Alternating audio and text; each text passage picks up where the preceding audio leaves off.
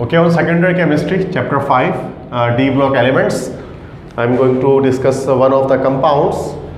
आज हमें कंपाउंड के बारे में डिस्कस करने वाले हैं, कॉपर सल्फेट CuSO4, और ये इंपॉर्टेंट है, रिड्यूस स्मार्ट सिलेबस के अंदर ये इंक्लूडेड है, तो उसके लिए आपको ये करना पड़ेगा इस टॉपिक को।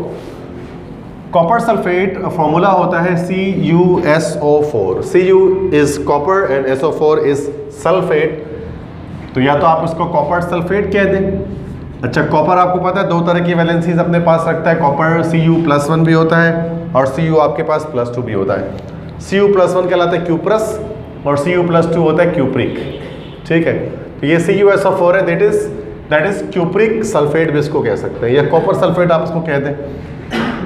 तो कॉपर सल्फेट हमारे पास दो तरह से एग्जिस्ट करता है, एक तो सिर्फ CuSO4 that is copper sulphate, इसके अंदर कोई वाटर ऑफ क्रिस्टलाइजेशन मौजूद नहीं है, तो हम इसको कह सकते हैं एनहाइड्रस कॉपर सल्फेट। एनहाइड्रस से मुराद कि इसके अंदर कोई भी वाटर ऑफ क्रिस्टलाइजेशन मौजूद नहीं है। ठीक है, और ये किस कलर का होगा? एनहाइड्रस कंपाउंड हमेशा किस कलर के होते हैं? वाइट कलर के होते हैं। ठीक है, ये वाइट कलर का एक पाउडर जैसा होगा एनहाइड्रस कॉपर सल्फेट। लेकिन अगर इसी एनहाइड्रस कॉपर सल्फेट को पानी के अंदर ऐड करके स्लोली एवोपरेट कर दिया जाए तो क्या होगा? सारा पानी उड़ जाएगा और कुछ वाटर मॉलिक्यूल बॉन्ड बना लेंगे इस कॉपर सल्फेट के साथ, और ये जो 5H2 है ये फिर क्या कहलाएगा? Water of crystallisation. तो यहाँ CuSO4.5H2 और कॉपर सल्फेट के साथ 5 मॉलिक्यूल्स वाटर के आ जाएं as a water of crystallisation, इसको फिर हम लोग क्या बोल देंगे? Pentahydrated copper sulphate. Pentahydrated copper sulphate मतलब ऐसा कॉपर सल्फेट जिसमें 5 वाटर ऑफ क्रिस्टलाइजेशन मौजूद हैं। और पेंटाहाइड्रेटेड कॉपर सल्फेट किस कलर का होता है? ब्लू कलर का होता है। इसी वजह से इसको हम ब्लू स्टोन या ब्लू विट्रियोल भी कहते हैं। ब्लू स्टोन या ब्लू विट्रियोल भी कहते हैं कॉपर सल्फेट पेंटाहाइड्रेटेड को, उर्दू में नीला थोथा इसको कहा जाता है। और ये ब्लू कलर का एक क्रिस्टलाइन सॉलिड होता है और टॉक्सिक इन नेचर होता है, पॉइजनस होता है, मतलब जहरीला होता है। ठीक है, तो आपने देखा होगा क्लास मतलब कि साइंस लैब के अंदर ब्लू कलर का जो सॉल्ट होता है that is copper sulphate. Now how to prepare it? So we have 3 methods of preparation of copper sulphate. 3 तरह से इसको जो है वो बनाने का तरीका दिखाया गया है। ठीक है, एक तो है कि कॉपर मेटल के साथ सल्फ्यूरिक एसिड की रिएक्शन आप करवा दें तो कॉपर सल्फेट बन जाएगा। सिंगल डिस्प्लेसमेंट रिएक्शन होगी यहाँ पर। ठीक, कॉपर की वैलेंसी, अच्छा कॉपर क्या करेगा? इस सल्फेट के साथ सिंगल डिस्प्लेसमेंट कर लेगा, ये बन जाएगा आपके पास CuSO4 कॉपर सल्फेट, और साथ में हाइड्रोजन गैस आपकी सेपरेट हो जाएगी। ठीक है, तो एक तो ये तरीका है कॉपर सल्फेट बनाने का। सेकंड क्या है? फिर से ये डबल डिस्प्लेसमेंट हो जाएगी, कॉपर ऑक्साइड के साथ सल्फ्यूरिक एसिड के रिएक्शन करेंगे तो इस तरह से डबल डिस्प्लेसमेंट होगी और बनेगा आपके पास CuSO4 कॉपर सल्फेट, और कॉपर सल्फेट के साथ H2O की फॉर्मेशन हो जाएगी, वाटर बन जाएगा। नेक्स्ट रिएक्शन है कॉपर कार्बोनेट के साथ H2SO4 का रिएक्शन, फिर से डबल डिस्प्लेसमेंट होगी और बनेगा CuSO4। अच्छा, CuSO4 के साथ बन रहा है H2CO3। H2CO3 क्या चीज़ होती है? Carbonic acid. जब कभी आपको ऐसा फील हो कि प्रोडक्ट के अंदर कार्बोनिक एसिड की फॉर्मेशन होने वाली है तो उस कार्बोनिक एसिड को हम फौरन से ब्रेक कर देंगे CO2 प्लस H2O के अंदर, कार्बन डाइऑक्साइड और वाटर के अंदर उसको हम ब्रेक कर देंगे। ठीक है, तो ये आपके पास जो है वो 3 तरीके से हमने पढ़ा कि किस तरह से कॉपर सल्फेट को ऑब्टेन किया जाता है। क्लियर है भाई? नेक्स्ट हम इसकी केमिकल प्रॉपर्टीज़ पे आते हैं। अब इसकी 3 केमिकल प्रॉपर्टीज़ को डिस्कस करते हैं, केमिकल रिएक्शन डिस्कस करते हैं कॉपर सल्फेट की। तो फर्स्ट एक्शन ऑफ हीट, कि अगर हम हीट कर दें कॉपर सल्फेट को तो हीट करने पर क्या होगा? तो ये CuSO4.5H2 है, ये हमारे पास ब्लू स्टोन है। ठीक है, ब्लू कलर का होगा ये पेंटाहाइड्रेटेड। अगर 230 डिग्री सेंटीग्रेड तक अगर हम इसको हीट करें तो इसको हीट करने पर क्या होगा? It will loss all its water of crystallisation, ये अपनी सारी वाटर ऑफ क्रिस्टलाइजेशन को लॉस कर देगा। CuSO4 और सिर्फ क्या बच जाएगा? 5H2 अलग हो जाएगा। तो ये आपके पास बन गया एनहाइड्रस कॉपर सल्फेट। इसका कलर क्या होगा? वाइट होगा। इसका मतलब अगर आप पेंटाहाइड्रेटेड कॉपर सल्फेट को लेकर अगर आप उसको आप हीट करोगे तो हीट करने पर क्या होगा कि इसमें से ये वाटर ऑफ क्रिस्टलाइजेशन रिमूव हो जाएगा इसका, तो क्रिस्टल्स तो ख़त्म हो जाएगा, तो ये वाइट कलर का एक अमरफस पाउडर बन जाएगा। तो ये जो पहले क्रिस्टलाइन होगा, क्रिस्टल जैसा, अब चूँकि वाटर ऑफ क्रिस्टलाइजेशन रिमूव हो गई तो अब ये एनहाइड्रस बन जाएगा या फिर जो है वो अमरफस बन जाएगा। क्लियर है? नेक्स्ट है रिएक्शन विद Ki। KI के साथ रिएक्शन या पोटेशियम आयोडाइड के साथ रिएक्शन। अगर हम पोटेशियम आयोडाइड के साथ रिएक्शन कराएंगे कल कॉपर सल्फेट का, तो क्या होगा, ये एक रिडॉक्स रिएक्शन है। रिडॉक्स रिएक्शन जिसमें रिडक्शन और ऑक्सीडेशन दोनों होती है, इसको जो है वो रिडॉक्स रिएक्शन कहते हैं। तो ये CuSO4 का KI के साथ रिएक्शन कराना है। ये कॉपर इस आयोडीन के साथ रिएक्शन करेगा और CuI बन जाएगा। पोटेशियम इस सल्फेट के साथ रिएक्शन करेगा, ये बन जाएगा K2SO4। अच्छा, यहाँ पर कॉपर की वैलेंसी जो है वो +2 है, +2 वैलेंसी है, और यहाँ पर जो कॉपर होगा वो रिड्यूस होकर +1 हो जाएगा। इसका मतलब कॉपर की यहाँ पर हो जाएगी रिडक्शन, वो खुद रिड्यूस हो गया। कॉपर रिड्यूस हो गया ना, +2 से +1 बन गया, क्योंकि आयोडीन -1 होता है। ठीक है, तो कॉपर यहाँ पर रिड्यूस हो गया, इसकी वैलेंसी कम हुई है, और आयोडीन की वैलेंसी यहाँ पर कितनी है, -1। अब ये बढ़ेगा आयोडीन अपनी वैलेंसी में, -1 है ना, तो बढ़ने से हमारा 0 हो जाएगा और आयोडीन की सूरत में अलग हो जाएगा। आयोडीन एक फ्री स्टेट में है, उसका ऑक्सीडेशन नंबर जो है वो 0 हो जाएगी। ठीक है, तो यहाँ पर इसकी बात कर लो तो ये कॉपर सल्फेट यहाँ पर हो गया रिड्यूस, और ये आयोडीन यहाँ पर हो गया ऑक्सीडाइज, चूंकि इसने अपनी वैलेंसी को +2 से +1 कम कर लिया है देखा जाए तो, और इसने अपनी वैलेंसी को -1 से 0 ज़्यादा कर लिया है। तो ये रिडॉक्स रिएक्शन है जिसमें एक तरफ रिडक्शन हुई और एक तरफ ऑक्सीडेशन हुई है। ठीक है, हाँ यहाँ इक्वेशन को हमें बैलेंस करना पड़ेगा। यहाँ पे CuI के बजाय Cu2I2 ये हम इस तरह से लिखेंगे।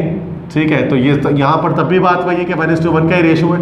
CuI लिख दो कि Cu2I2 लिख दो, मतलब 1:1 का ही रेशो है। Now we have to balance this equation. तो बैलेंसिंग कर लेते हैं, कॉपर 1 कॉपर 2, तो यहाँ 2 लगा देंगे। ठीक है, सल्फर 2 है, यहाँ पर भी 2 लगाना पड़ेगा। ठीक है, उसके बाद पोटेशियम कितना है, 2 + 2 4, तो यहाँ पर 4 लगा देंगे। आयोडीन 4 है, आयोडीन 4 है, ऑक्सीजन 4 2 8 है, 4 2 8 है, बैलेंस हो गया इक्वेशन। ठीक है, नेक्स्ट है reaction with excess of ammonia.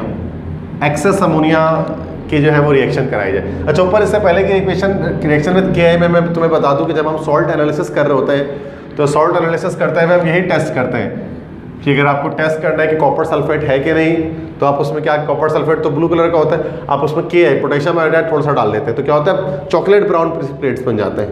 ठीक है, तो ये जो है ना, ये जो Cu2I2 ये जो है वो असल में डार्क ब्राउन, ये इसके ब्राउन कलर के प्रेसिपिटेट्स होते हैं। तो ये ब्राउन PPT आपको, चॉकलेट ब्राउन PPT आपको यहाँ पर लैब के अंदर दिखती है जब आप ये रिएक्शन परफॉर्म करते हो तो। और एक रिडॉक्स रिएक्शन होता है जिसमें मैंने बताया किस तरह से कॉपर जो है वो रिड्यूस हो रहा है और किस तरह से आयोडीन ऑक्सीडाइज हो रहा है। ठीक है, तो एक तरफ ये रिड्यूस हो गया और ये I ऑक्सीडाइज हो गया। नेक्स्ट है reaction with ammonia, excess ammonia. 9th class के अंदर आपने प्रैक्टिकल किया होगा अमोनिया गैस की प्रॉपर्टीज़ के अंदर कि अमोनिया गैस में से जब excess amount of copper sulphate pass करते हैं या कॉपर सल्फेट को एक्सेस अमाउंट ऑफ अमोनिया से जब पास किया जाता है तो सूरत में एक कॉम्प्लेक्स बन जाता है। ठीक है, वो कॉम्प्लेक्स क्या होता है इस बारे में देख लें। एक्सेस अमोनिया मतलब हाई, एक्सेस मतलब ज़्यादा तादाद में जब अमोनिया को आप यूज़ करोगे तो यहाँ पर एक कॉम्प्लेक्स बन जाएगा, और वो कॉम्प्लेक्स क्या होगा उसको इस तरह से लिखेंगे। So this is the complex. Actually यहाँ पर उसको बैलेंस करने के लिए जस्ट हम यहाँ पर 4 लगा देंगे। अब इसका नाम अगर हमें लिखना हो तो हम IUPAC देख चुके हैं नेमिंग के जरिए। तो ये हो जाएगा 4 अमाइन है तो ये हो जाएगा टेट्रा अमाइन। उसके बाद कॉपर होगा, चूँकि कैटाइन मौजूद नहीं है, कॉपर ऑक्सीडेशन नंबर लिखेंगे, इसका 0 हो जाएगा, इसका -2 तो +2 हो जाएगा इसके ऊपर। कॉपर 2 और SO4 क्या होता है, सल्फेट। तो टेट्रा अमाइन कॉपर 2 सल्फेट, ये कॉपर कॉम्प्लेक्स है जिसकी फॉर्मेशन यहाँ पर हमारे पास हो जाएगी। तो इधर ही हमने 3 तरह की केमिकल प्रॉपर्टीज इसकी देखी। ठीक है, कॉपर सल्फेट की कि किस तरह से कॉपर सल्फेट जो है वो सेक्शन ऑफ हीट देखा उसमें हमने।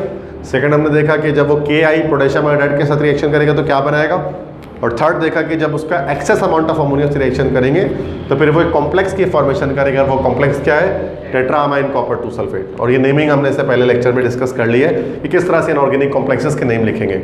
ये कोऑर्डिनेशन स्फीयर आपको दिख रहे हैं जिससे आपको पता लगता है कि ये एक जो है वो कॉम्प्लेक्स है।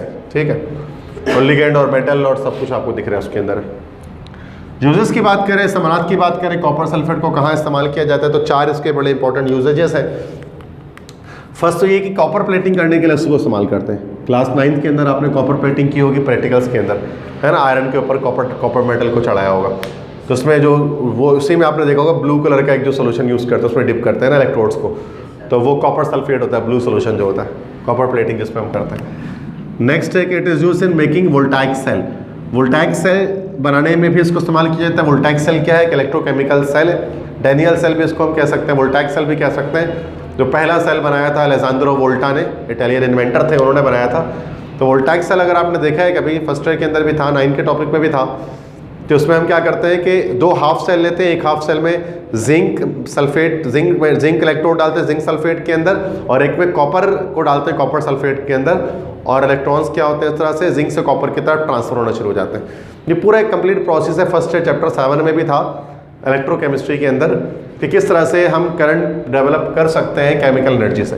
तो वोल्टाइक सेल एक ऐसा सेल होता है जिसमें हम क्या करते हैं, केमिकल एनर्जी को इलेक्ट्रिकल एनर्जी में कन्वर्ट कर रहे होते हैं।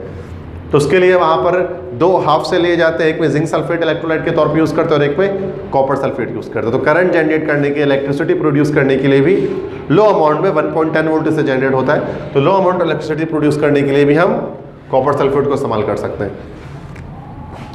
नेक्स्ट क्या, it is use as a mordant in dyeing. Dyeing में इसको एज अ मोर्डेंट यूज़ करते हैं। डाइंग किसे कहते हैं? अगर स्पेलिंग DYEING, एक तो डाइंग ये वाला होता है, मरने वाला, ING फॉर्म उसकी, और अगर DYEING डाइंग लिखा हुआ है तो उसका मतलब होता है रंगाई। ठीक है, कपड़ों की जो रंगाई होती है ना, कपड़ों पे जो कलर किया जाता है उसको डाइंग कहते हैं, या बालों पे भी जो रंग किया जाए उसको भी डाई कहते हैं। तो मोर्डेंट किसे कहते हैं? देखो, मोर्डेंट से मुराद होता है कोई ऐसी चीज़ जो चिपका दे, मतलब डाई को कपड़े में, फैब्रिक में चिपका दे। अब आपको पता है केमिकली बॉन्डेड होते हैं, जो फिजिकली बॉन्डेड नहीं होते, जो कलर्स होते हैं, पिगमेंट्स होते हैं ना, जो कपड़े पे लगे रहते हैं, लॉन के सूट्स पे, डिफरेंट तरह के सूट्स पे, वो केमिकली बॉन्डेड होते हैं। किसके साथ? फैब्रिक के साथ। वो केमिकली बॉन्डेड करने के लिए उनको क्या होता है? मोर्डेंट की जरूरत होती है। मोर्डेंट क्या करता है? डाई को फैब्रिक के साथ चिपका देता है। तो कॉपर सल्फेट को एज अ मोर्डेंट इस्तेमाल किया जाता है, जो कि डाई को या पिगमेंट को फैब्रिक के साथ, कपड़े के साथ स्टिक करता है, बॉन्ड बनाकर रखता है, उसको चिपका कर रखता है। इस वजह से कपड़ा बार बार धोने पर भी रंग नहीं निकलता कपड़े से। ठीक है, वो इतनी तरह चिपक जाता है। तो मोर्डेंट समझ गया? मोर्डेंट किससे कहते हैं? मोर्डेंट के तौर पर इस्तेमाल किया जाता है। नेक्स्ट है copper sulphate is mixed with milk of lime to kill fungus and moulds. Copper sulphate को मिक्स किया जाता है मिल्क ऑफ लाइम के साथ। मिल्क ऑफ लाइम किसे कहते हैं? दैट इज कैल्शियम हाइड्रोक्साइड, इसी को मिल्क ऑफ लाइम भी कहते हैं। लाइम वाटर भी इसी को कहा जाता है। ये जब कॉपर सल्फेट को लाइम वाटर के साथ मिक्स किया जाता है ना, तो इससे एक ऐसा सोल्यूशन बनता है जो जिससे हम किल करते हैं किसको? फंगस और मोल्ड्स को। फफूंदी वगैरह जो लग जाती है ना, फंगस लग जाता है, मोल्ड्स लग जाते हैं, उनको हटाने के लिए इनका मिक्सचर बनाकर इस्तेमाल किया जाता है। क्लियर? सब चीज़ समझ में आ गई?